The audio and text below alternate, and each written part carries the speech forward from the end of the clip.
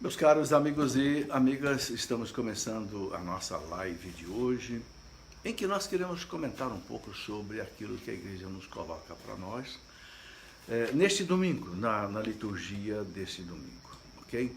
Como nós temos feito aí no sábado à noite, queremos hoje fazer também um pouco mais cedo, porque eu estou fora da minha casa, né, e é esse horário que eu consegui fazer essa nossa reflexão.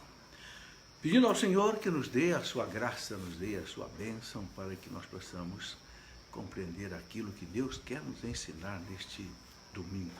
Em nome do Pai, do Filho e do Espírito Santo. Amém. Vinde, Espírito Santo, enchei os corações dos vossos fiéis e acendei neles o fogo do vosso amor. Enviai, Senhor, o teu Santo Espírito. Tudo será criado e renovareis a face da terra. Oremos, ó Deus, que instruíste os corações dos vossos fiéis com a luz do Espírito Santo. Fazei, Senhor, que apreciemos retamente todas as coisas, segundo o mesmo Espírito, e gozamos sempre da sua consolação. Por Cristo nosso Senhor. Amém. Ave Maria, cheia de graça, o Senhor é convosco. Bendita sois vós entre as mulheres, e bendito é o fruto do vosso ventre, Jesus. Santa Maria, Mãe de Deus, rogai por nós, pecadores, agora e na hora de nossa morte. Amém. Queremos, Senhor, nos colocar na Tua presença neste momento, Senhor. Pedir a Tua graça, a Tua bênção, a Tua proteção para esse nosso programa. Com a luz do Divino Espírito Santo, a intercessão de Nossa Senhora e de São José. Glória ao Pai, ao Filho e ao Espírito Santo, como era no princípio, agora e sempre. Amém. Em nome do Pai, e do Filho e do Espírito Santo. Amém. Muito bem, meus amigos, a liturgia deste domingo, a igreja coloca para nós assim com muita força, né? Exatamente a sabedoria de Deus. A sabedoria que move a cada um de nós a fazermos as coisas segundo a vontade de Deus. Bem, quero pedir só um instantinho, porque quero fechar uma janela aqui, porque está uma chuva pesada e está atrapalhando um pouco o nosso áudio. Bem, agora já consegui fechar.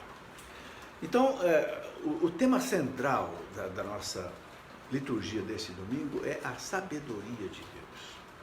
Eu gosto de começar lembrando que o rei Salomão, filho de Davi, quando ele foi escolhido por Deus para ser o sucessor de Davi, o rei Salomão fez uma oração belíssima a Deus. Ele tinha apenas 14 anos de idade, né? E dizendo a Deus o seguinte, que ele não queria ouro, ele não queria poder, ele não queria status, ele queria a sabedoria para poder guiar o seu povo. Bem, e é interessante que Deus ficou tão feliz com Salomão, que Deus concedeu a Salomão ser o homem mais sábio, né, do povo judeu. E quantas coisas realmente bonitas o Salomão deixou escrito, né? Muitos salmos são de Salomão, todo aquele livro da sabedoria, também os provérbios, o Cântico dos Cânticos. Alguns teólogos dizem, os biblistas dizem que muita coisa ali foi realmente escrita por Salomão, inspirado, né, por Deus, nessa sabedoria que Deus concedeu a ele. Bem, lembro aqui aquele episódio bonito que aconteceu na vida de Salomão, quando ele era rei. Duas mulheres prostitutas, né, dormiam as duas juntas com seus filhinhos recém-nascidos. E durante a noite, uma delas, parece que deitou-se em cima da criança sem perceber, e a criança morreu, né? E aí ela se apossou do filho da outra, que estava vivo, né? Dizendo que era dela, e começaram a discutir.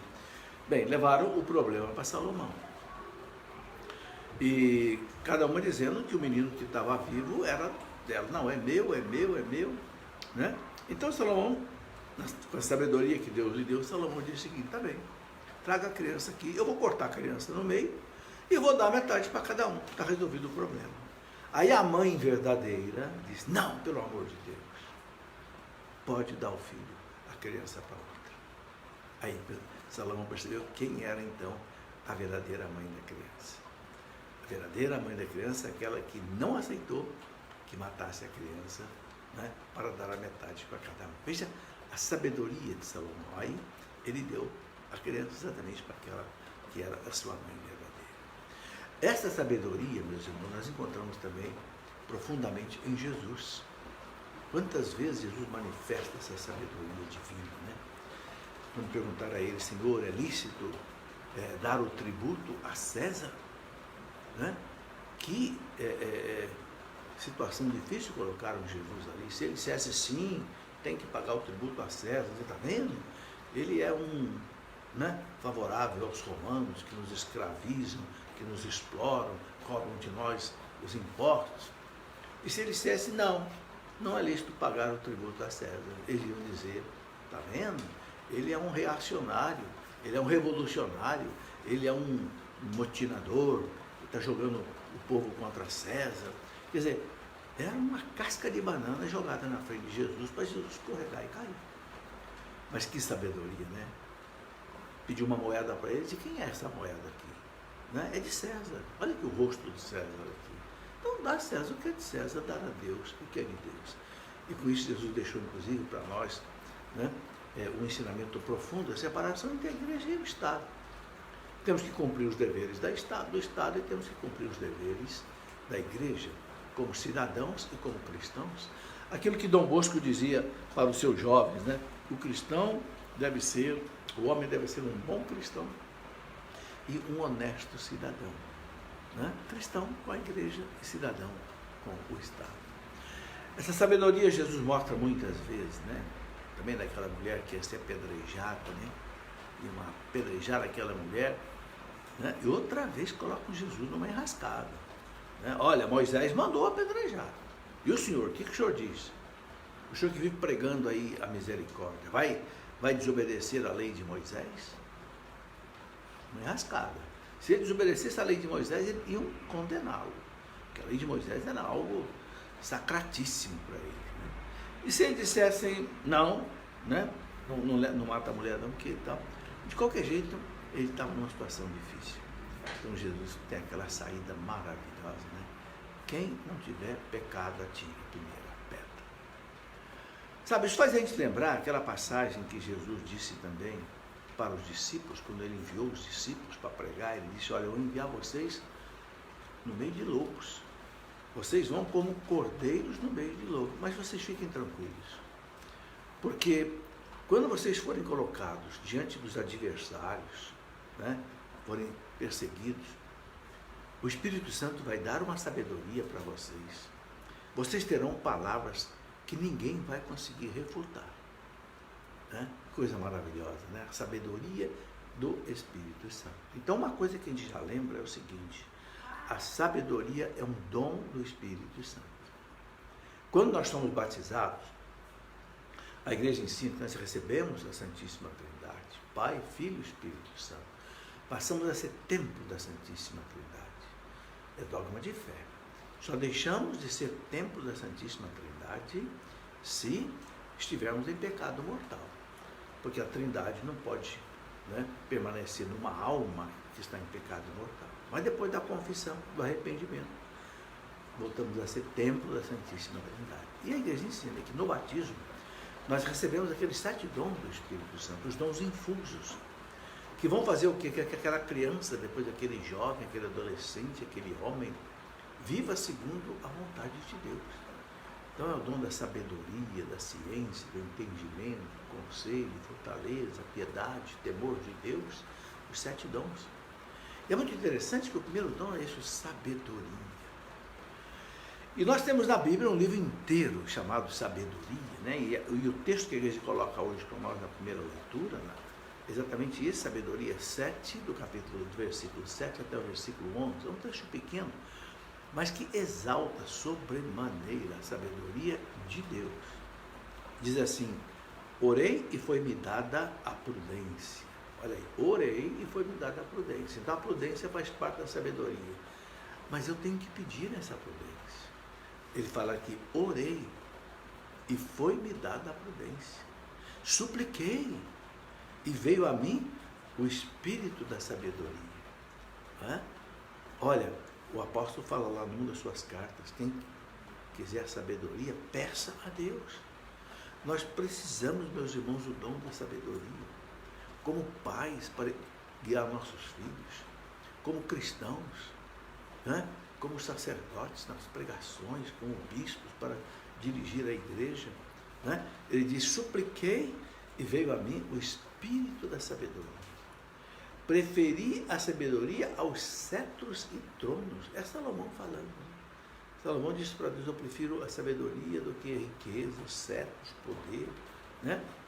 E em comparação com ela, julguei sem valor a riqueza. Olha, julgou sem valor a riqueza. Não é fácil não, meus irmãos. A gente colocar a sabedoria acima da riqueza. A riqueza, o Evangelho vai falar aqui depois, né? É algo que escraviza muita gente. Né? Então, ele está dizendo aqui, julguei sem valor a riqueza.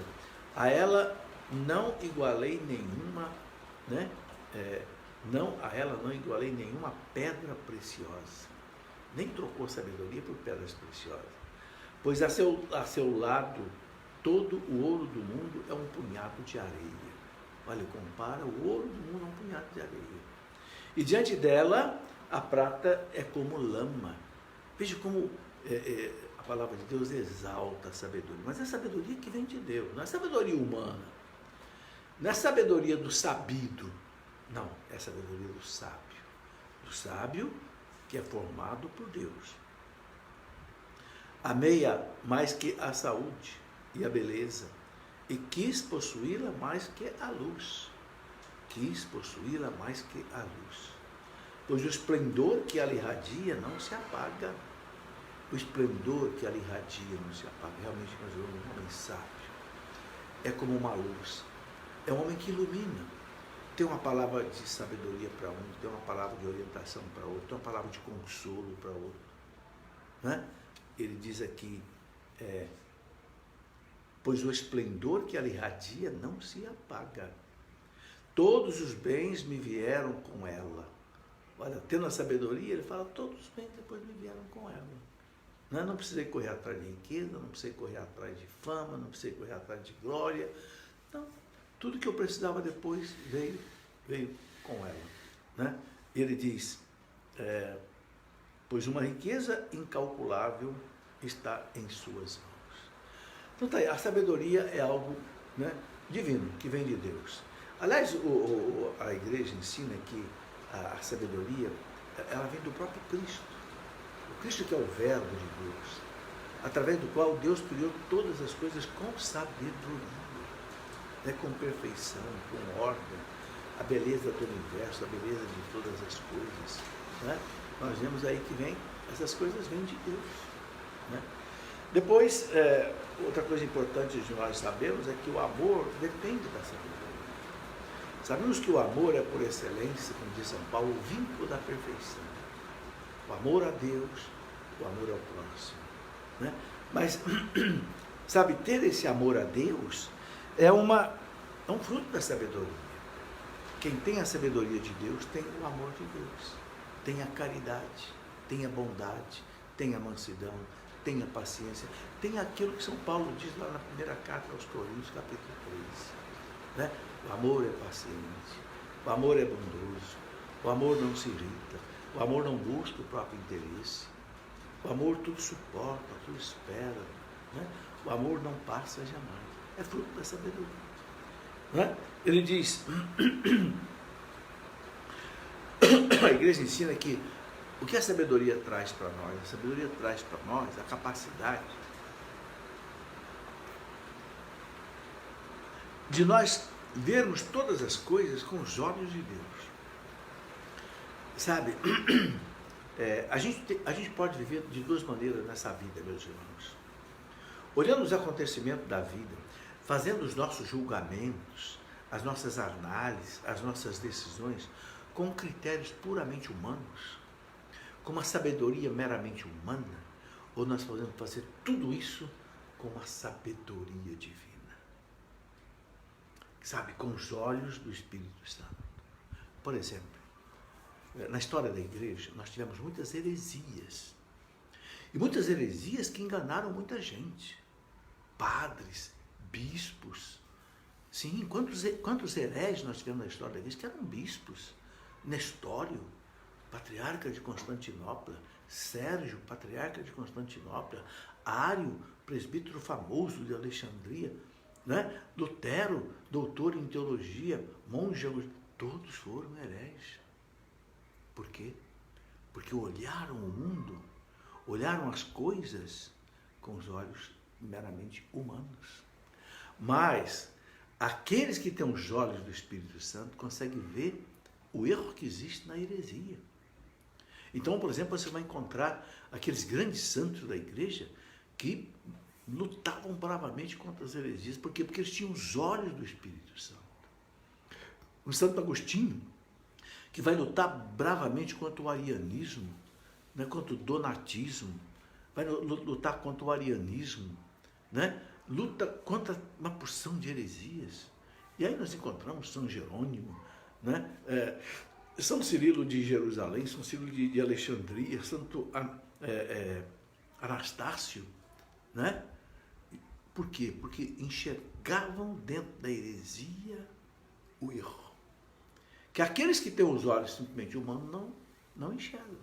Por exemplo, eu vejo hoje muita gente dentro da igreja que não enxerga, por exemplo, o erro terrível que existe dentro da teologia da libertação, marxista, que fomenta a luta de classe, que quer resolver o problema da justiça social no mundo, não com a doutrina social da igreja que a igreja ensina, não, mas que é de outro jeito, tomar o poder a qualquer custo, né? Vale tudo, os fins justificam os meios, é a teologia da libertação de origem marxista.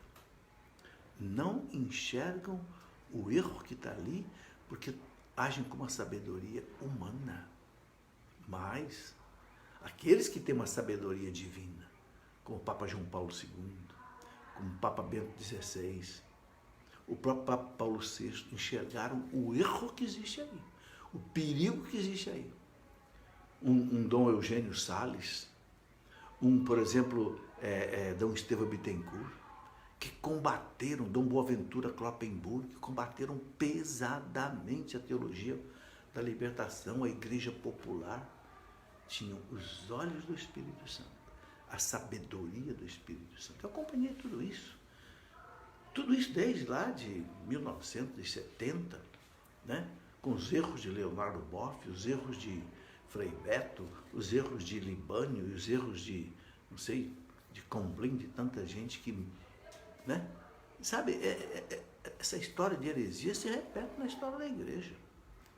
Sabe, o grande Daniel Hopes dizia que onde a semente do evangelho foi lançada, imediatamente o demônio lançou o joio no trigo de Deus, exatamente para anular a força do evangelho, anular a força do trigo de Deus, né? Mas, né, os homens que têm a sabedoria de Deus, os olhos do Espírito Santo, conseguem ver os erros. Por isso a igreja detonou em cerca de 20 concílios ecumênicos, ele realizou para destruir esses erros, né, que aconteciam aí. Muito bem, então eu quero terminar essa primeira leitura aqui com a citação de São Paulo, a primeira carta de São Paulo aos Coríntios, no capítulo 2, versículo 6, São Paulo fala assim: as coisas de Deus só podem ser julgadas pelo Espírito de Deus. Se você quiser, meu irmão, julgar as coisas com os olhos de Deus, peça a sabedoria do Espírito Santo. Peça o dom da sabedoria do Espírito Santo para que você julgue todas as coisas, né? Na igreja, não sei, na política, na arte, na música, onde for, com os olhos de Deus. Ok.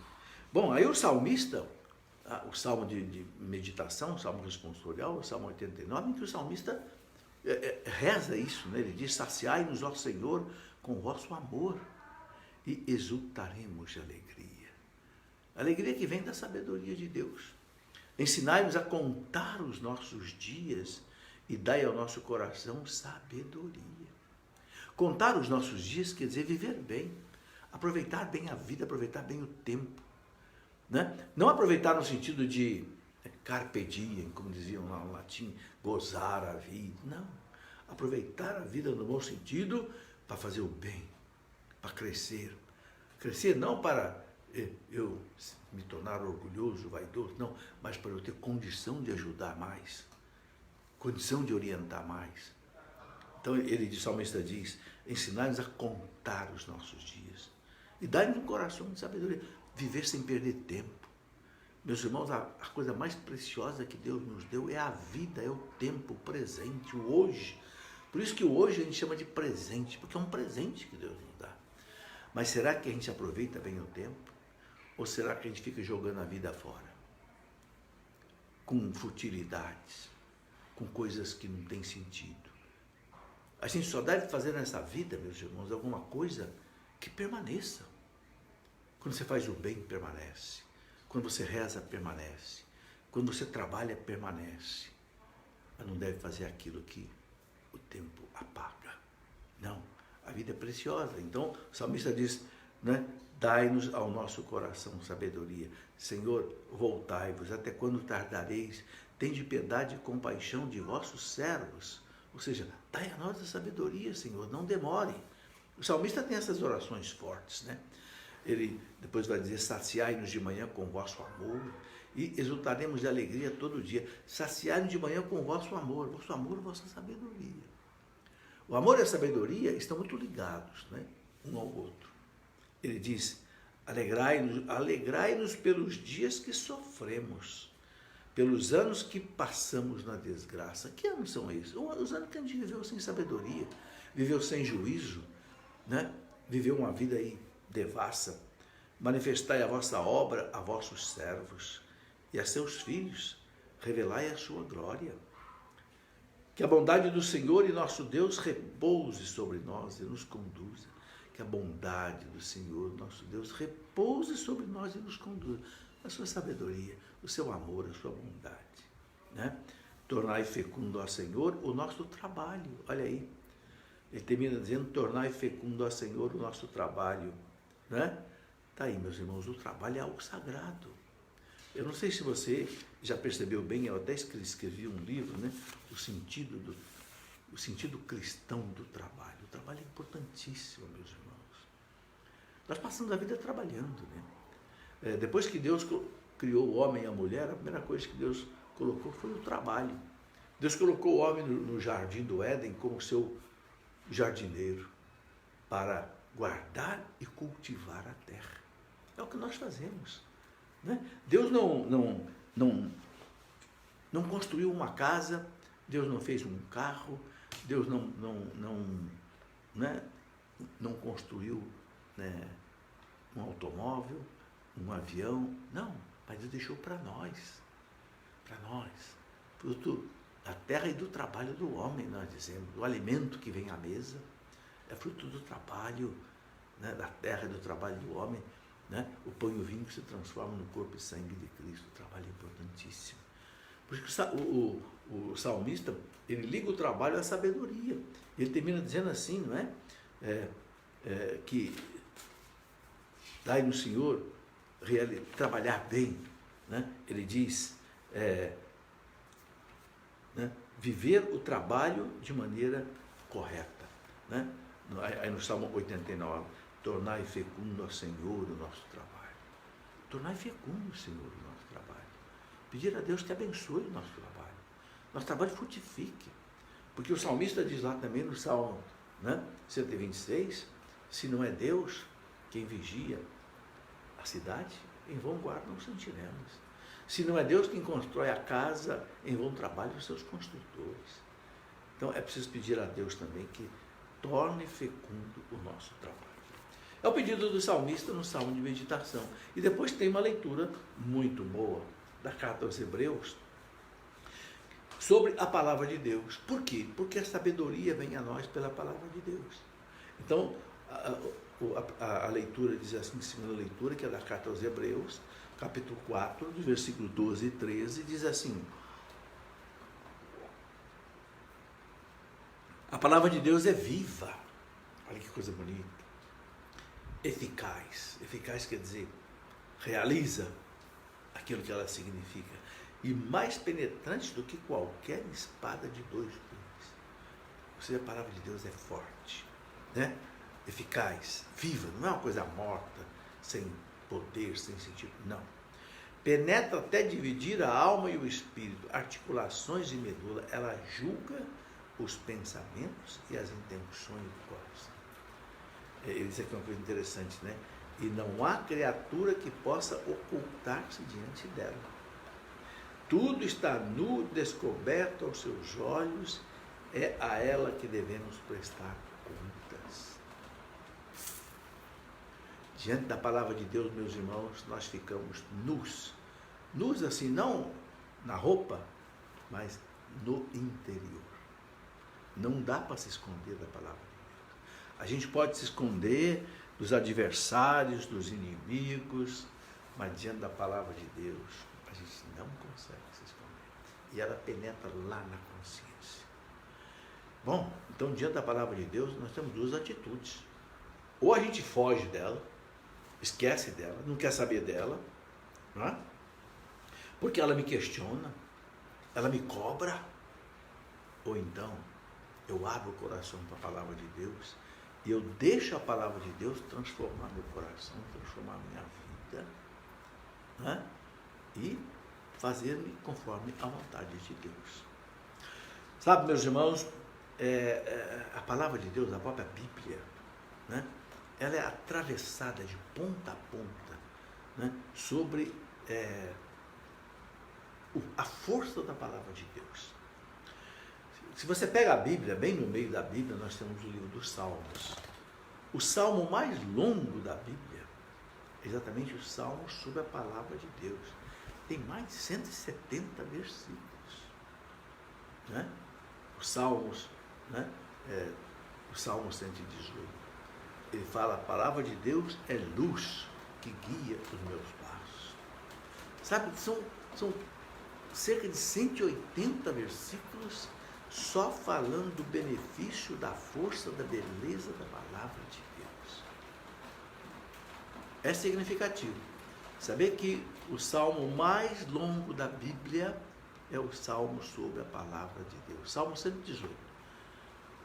Na Bíblia hebraica, 119. Confira para você ver. E são muitas e muitas passagens que falam disso. Por exemplo, o profeta Isaías, no capítulo 55, o profeta Isaías, ele diz assim, né? A palavra de Deus é como a chuva que cai. E ela não volta para as nuvens, enquanto ela não entra na terra, rega a terra e faz a semente brotar, dar uma árvore, dar fruto. Aí ela volta para lá. Então ele fala, a palavra de Deus é assim. Tem a força da água que penetra, fecunda a terra, faz a semente brotar. Você sabe que a semente na terra seca não brota, né? Mas quando molha, ela brota. E dá a árvore e dá o fruto. Aí ela volta, evapora e volta para lá. Então, Deus diz, a palavra de Deus não volta sem dar resultado, sem dar fruto. Isso para nós, inclusive, é uma exortação muito boa. A gente acreditar que quando você prega a palavra de Deus, ela vai dar resultado. Às vezes pode pregar a palavra num encontro, numa palestra, numa live como essa que eu estou fazendo. Você pode pensar assim, não vai dar resultado, não vai vingar. Não. Deixa por conta de Deus. A palavra de Deus tem a sua própria força. Não depende de nós. Se a gente prega a palavra com convicção, com coerência, ela toca os corações, né? E você, de repente, vai ver o fruto nascer lá na frente, né? Sabe quantas vezes, meus irmãos, graças a Deus, estou fazendo 50 anos que eu faço palestras, graças a Deus, graça e obra de Deus, nada mérito meu. Com 20 anos de idade, eu comecei a fazer palestras para jovens, nos encontros com o Padre Jonas, e até hoje, né, agora aí com quase 70 anos, continuo fazendo. E de vez em quando aparece uma pessoa para mim e diz, nossa, aquela palestra que eu fiz lá, para assistir do senhor, veja eu pensar nisso, naquilo, mudou alguma coisa. Eu digo, louvado seja Deus, que força tem a palavra de Deus.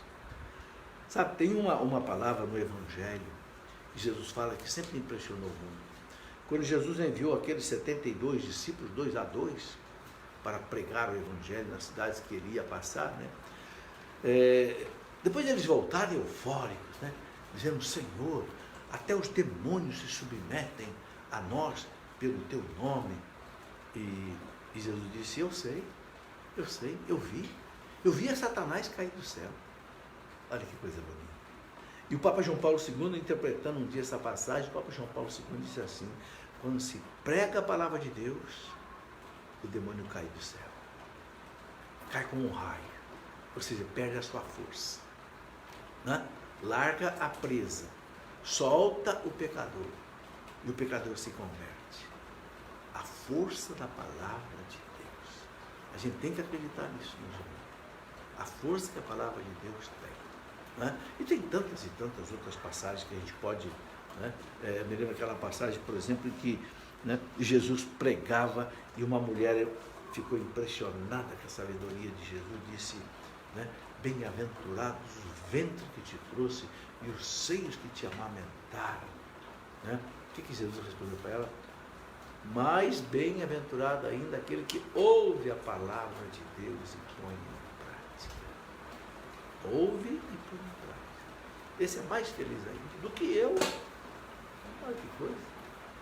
E lá no Sermão da Montanha, quando Jesus termina o Sermão da Montanha, capítulo 5, 6 e 7 de São Mateus, esses 3 capítulos do Sermão da Montanha, que São Mateus sintetizou aí, lá no finalzinho do capítulo 7, né, terminando o Sermão da Montanha, então Jesus fecha o Sermão da Montanha dizendo que aquele que ouve as minhas palavras e põe em prática é como um homem prudente que construiu a sua casa na rocha. Na rocha. Vieram a chuva, os ventos bateram contra a casa, mas ela não caiu, porque foi edificada na rocha, na palavra de Deus. Mas aquele que ouve a minha palavra, não põe em prática, é como um homem imprudente, que construiu sua casa sob areia, né? Na beirada do rio, vem a chuva, o vento, a tempestade, a inundação bate contra a casa, arranca a casa e leva com tudo embora. E Jesus disse: foi grande a sua ruína. Quem é essa casa aí que vai embora na ruína? É a vida nossa, meus irmãos. É a vida daquele que constrói a sua casa, a sua vida, fora da palavra de Deus. Né?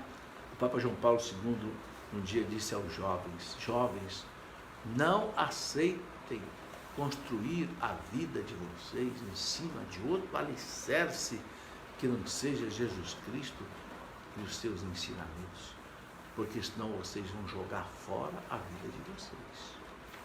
Né? Ele disse: eu sei, ele dizia para os jovens, eu sei que o Evangelho é exigente, Cristo é exigente, mas tem uma coisa, ele disse: nunca decepciona. Nunca decepciona.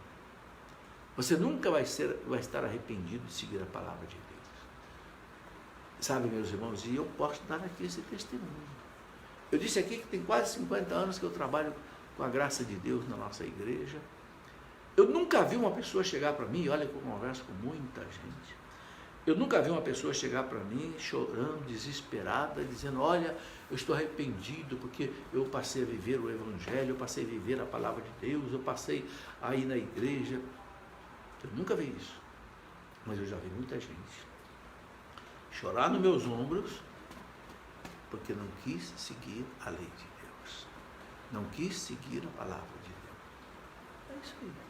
É por isso que Jesus disse no Sermão da Montanha: entra pela porta estreita, né? Porque a porta larga, o caminho largo, é o caminho da perdição, da desgraça, do sofrimento, da morte. Entra pela porta estreita. Então, João Paulo II dizia para os jovens: eu sei que o Evangelho é uma porta estreita, mas nunca decepciona. Nunca decepciona. Sabe, meus irmãos, graças a Deus, eu entrei por essa porta estreita. Eu faço tudo. Claro, não estou dizendo aqui que sou perfeito. Não, sou pecador como você. Mas eu luto para entrar nessa porta estreita. Sabe? E eu posso dizer a você que nesses meus 50 anos de vida na igreja, eu colhi muitas bênçãos. Tive um casamento de 40 anos, criei meus 5 filhos, graças a Deus estão todos na igreja, vivendo de acordo com a lei de Deus, cada um com seus males, com seus pecados, como todos nós, mas estão aí no caminho de Deus. Deus abençoa a gente quando a gente segue o seu caminho. Bom, depois então nós temos aqui ainda, eu queria lembrar mais de uma última passagem, essa aqui eu gosto muito de São Paulo, a segunda carta de São Paulo, a Timóteo, capítulo 3, no versículo 16, São Paulo diz uma coisa muito forte. Ele fala assim: toda a escritura é útil para inspirar a pessoa. Né? Ele fala assim, é útil para ensinar, exortar e formar o homem de Deus na justiça. Então, lá no começo, a igreja começou a falar para nós da sabedoria. A sabedoria que vem do Espírito Santo e que nos dá a graça de nós observarmos os acontecimentos, fazermos os nossos julgamentos com a sabedoria de Deus. Mas como é que eu colho essa sabedoria de Deus? Né? Aonde é a seara que eu colho essa sabedoria de Deus? A palavra de Deus. Por isso que São Paulo fala a Timóteo, né? 2 Timóteo 3,16, toda a escritura é inspirada por Deus. Inspirada por Deus, não é palavra humana.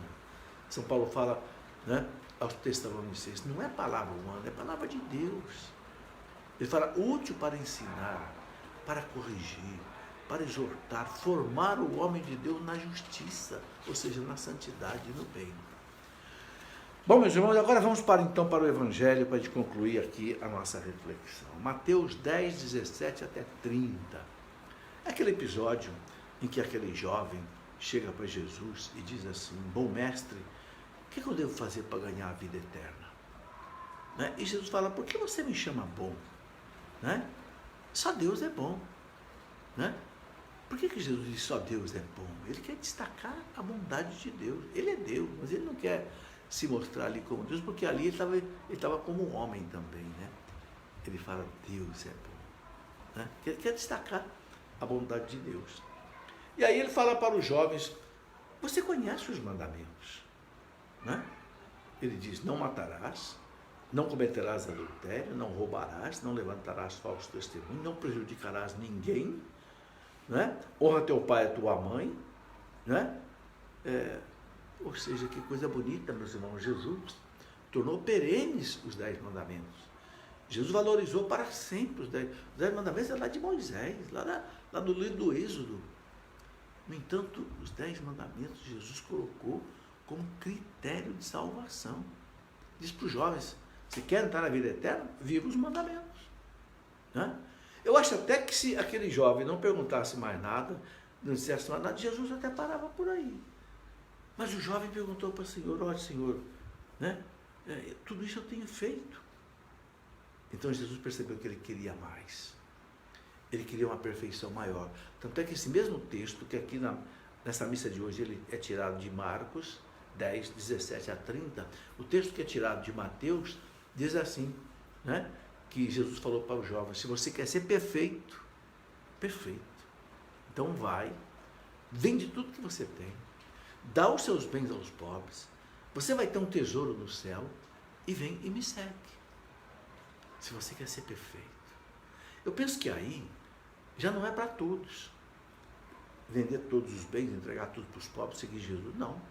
A pessoa que é casada não pode fazer isso, né?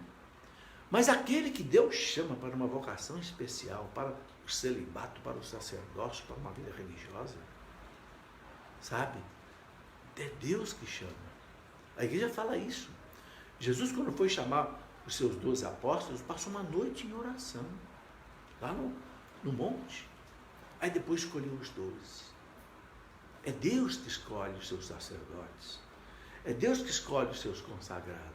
É Deus que escolhe, né? Então aí a pessoa tem que decidir, né? Se diz sim ou se diz não para Deus.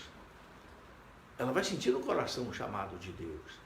A igreja vê naquela passagem lá do Antigo Testamento, quando Deus chama Samuel, né, que era um menino que estava lá na casa do sacerdote Eli, e Deus diz: Samuel, Samuel, 3 vezes, né? E Samuel vai lá acordar o Eli, ele fala, ele pergunta para Eli: você me chamou? Não.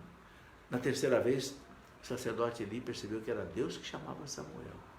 Então, o sacerdote Eli fala para Samuel assim: se ele te chamar de novo, diga aqui, eis-me aqui, eis-me aqui. E Deus chamou Samuel de novo mais uma vez, Samuel, Samuel, e Samuel disse, eis-me aqui. É a resposta que aquele que é chamado por Deus para uma vocação sacerdotal, celibatária, deve dizer, eis-me aqui. E como foi grande Samuel, né? Samuel foi um grande juiz, um grande profeta, né? Que deixou um trabalho maravilhoso no povo de Deus, porque ele disse, eis-me aqui, Senhor. É bonito isso. Bom, e continua aqui o Evangelho, né? Dizendo que o jovem ficou muito triste, foi embora, não quis seguir Jesus porque ele era muito rico. E aí Jesus diz, né? Como é difícil um rico entrar no reino dos céus, falou para os discípulos, né? E diz, é mais fácil um camelo passar no buraco de uma agulha do que um rico entrar no reino dos céus. O camelo é uma corda grossa, né? Aí diz aqui o texto que os discípulos ficaram assim, espantados. Senhor, mas então quem pode se salvar? Né? E Jesus para eles, bem, para os homens isso é impossível, mas para Deus tudo é possível. Né? Bem, meus irmãos, eu queria falar aqui alguma coisa sobre a riqueza. Interessante que hoje, na missa de hoje, na missa não, no ofício das horas de hoje, quem leu as laudes, depois tem aquelas duas leituras que vem nas laudes, lá tem um texto, né, que é da primeira carta de São Paulo a Timóteo, do capítulo 6, versículo 17 e seguinte, onde São Paulo fala para Timóteo o seguinte: Timóteo, o dinheiro, o amor ao dinheiro é a raiz de todos os males. O amor ao dinheiro. Ele não fala o dinheiro, ele fala o amor ao dinheiro. O apego desenfreado ao dinheiro é a raiz de todos os males, e é mesmo. A pessoa que tem o dinheiro como Deus, só pensa em dinheiro, é um horror. É um horror. Ela não tem tempo para Deus, ela não tem tempo para os outros, ela é egoísta, ela é individualista, ela tapeia os outros. Ela engana até os irmãos da igreja ela engana. Né? Quando vai vender, por exemplo, um carro que vale, não sei, 20 mil reais, faz de tudo para vender o carro por 25. E se o carro estiver com o motor meio fundindo, tenta passar logo para o outro para que o carro se estrague na mão do outro. É o amor ao dinheiro. É a ganância, é a cobiça. Isso que Deus não quer. Né? Não é o dinheiro que Deus condena. Olha, Jesus tinha um tesoureiro no grupo, Jesus precisava de dinheiro. Né? Agora, cuidado, esse tesoureiro era Judas, né? E se perdeu. Então, São Paulo fala, 1 Timóteo, né? Capítulo 6, ele fala, Timóteo, o amor ao dinheiro é a raiz de todos os males. Mas depois, Timóteo, Paulo fala assim, exorta os ricos a não serem orgulhosos, ensina a não porem a esperança na riqueza, mas em Deus. Não colocar confiança na riqueza, mas em Deus. Então, São Paulo não condena o rico, ele não condena a riqueza. Ele fala para Timóteo, exorta os ricos a não serem orgulhosos, a não porem a esperança nas riquezas, mas em Deus. Que eles pratiquem o bem, que eles pratiquem boas obras, que sejam generosos e comunicativos. Então, veja, Deus não é contra a riqueza e contra os ricos. Não. O que Deus quer é que o rico não seja orgulhoso, como diz aqui São Paulo. Não ponha sua esperança na riqueza, mas sua esperança em Deus. E faça, ele diz aqui, pratiquem o bem, boas obras, ajude os outros. Sabe, um empresário bem-sucedido, que tem muitos bens, ele pode fazer muito bem. Ele pode dar muitos empregos. Graças a Deus, ele pode dar, não sei, cestas básicas para os seus empregados, ele pode dar, de repente, um plano de saúde. A igreja não é contra a empresa, contra o lucro, não. A igreja é contra a ganância. A igreja é contra a cobiça, é diferente. Entendeu? Abraham Lincoln dizia, não é destruindo os ricos que nós vamos ajudar os pobres. Não é não, de jeito nenhum. O que aconteceu lá na Venezuela? Lá na Venezuela entrou um regime comunista, socialista, estatizou todas as empresas, tomou tudo de todo mundo, as empresas foram embora da Venezuela. O que acontece com a Venezuela hoje? O povo passa fome, está desesperado, fugindo da Venezuela. Por quê? Porque quiseram ajudar o rico, o pobre destruindo o rico. Não é por aí. A doutrina social da igreja não ensina isso.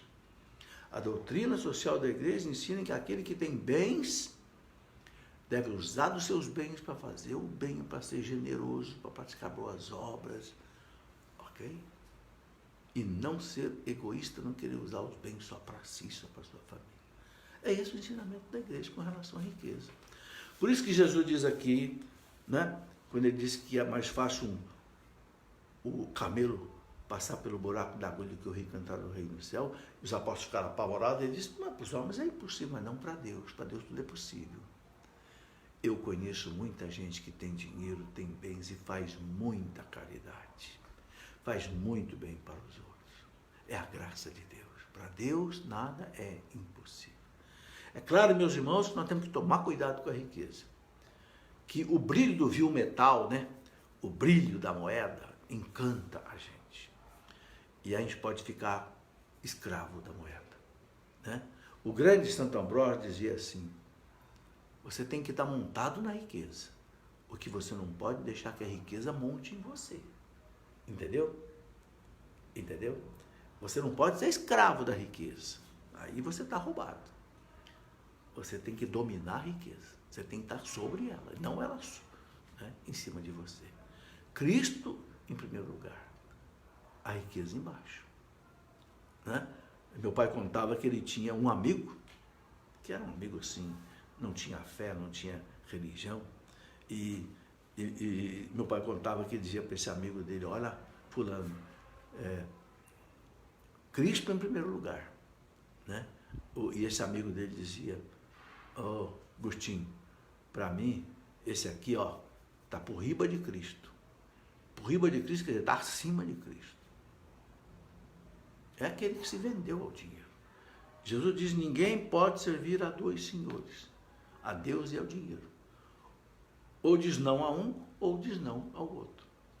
Então, meus irmãos, Deus permitiu que nesse mundo houvesse pobres, houvesse classe média e houvesse ricos. O que importa é isso que São Paulo diz aqui para Timóteo. Exorta os ricos a não serem orgulhosos. Não ponham sua esperança nas riquezas, mas em Deus. Pratiquem o bem. Fazer o bem faz bem. Boas obras. Sejam generosos e sejam comunicativos. Tá aí, meus irmãos.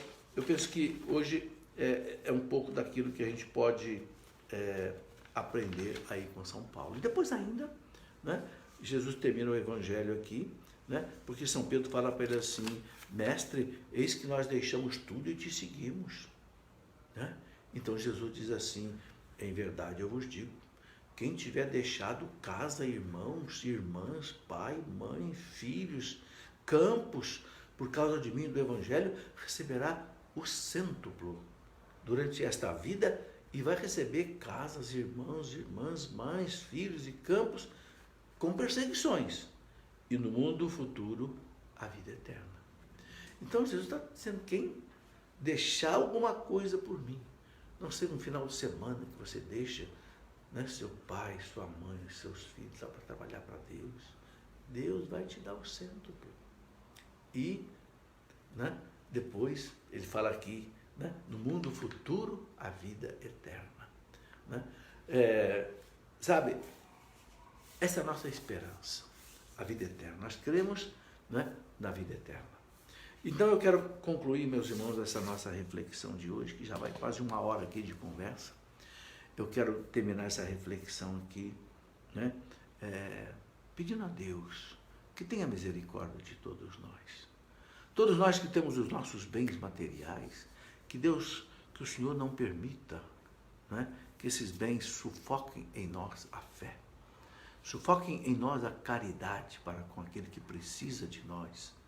Não sufoque a nós a nossa esperança em Deus. Que o dinheiro, Senhor, não roube de nós a caridade, a fé e a esperança. Essas virtudes teologais que dependem diretamente de Deus. Eu aproveito também, Senhor, para nesse momento pedir pelo nosso Brasil. Todos nós sabemos que nós estamos passando um momento difícil do Brasil, decisivo, para o bem ou para o mal. Que o Senhor nos dê a sua bênção, o Senhor nos dê a sua graça. Que a Virgem Aparecida, a Rainha Padroeira do Brasil, que traz nela, no seu manto, a bandeira do Brasil e do Vaticano. Que a Virgem Mãe Aparecida cuide do nosso Brasil. Não permita que o Brasil entre por um caminho de desgraça, num caminho fora da lei de Deus. Não, Senhor. Fora da lei de Deus, fora da tua palavra, Senhor, não há vida, não há salvação, não há alegria. Tenha, Senhor, misericórdia de nós. Socorra, Senhor, o nosso Brasil. Glória ao Pai, ao Filho e ao Espírito Santo, como era no princípio, agora e sempre. Amém. Muito obrigado, meus irmãos, vocês que me acompanharam até agora, aí quase uma hora de conversa, que Deus os abençoe. Que vocês tenham um domingo abençoado, cheio de Deus e cheio de paz. Muito obrigado por você ter me acompanhado. Tenha uma boa noite.